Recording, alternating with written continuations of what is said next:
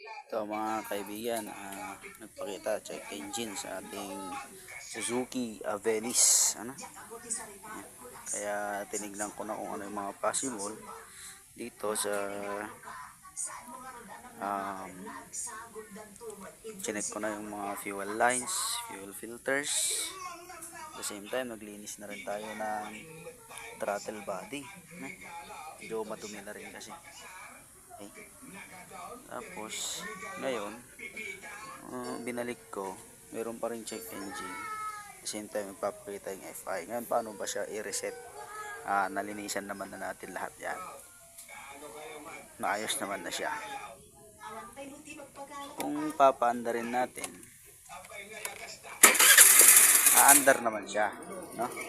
Maandar siya. Aandar siya. Pero, papakita yung FI. So, anong gagawin natin para mag-reset ng ganyan? Tanggalin natin yung check engine. Okay, so ganito lang yan. No? Off.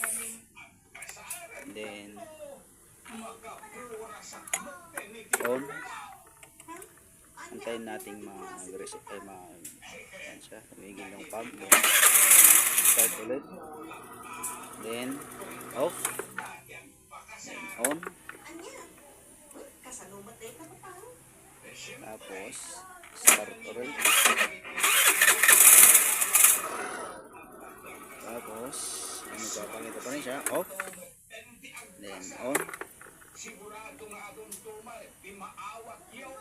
Start na naman natin.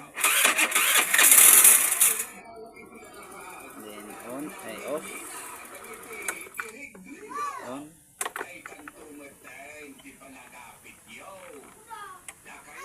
On. Off. Then, on. Parang nawala na siya, no? Wala na data. Yun. Na-reset na rin. Umaandar na siya. Tapos, hindi na rin nagpapakita yung check engine. So, ganun po i-reset.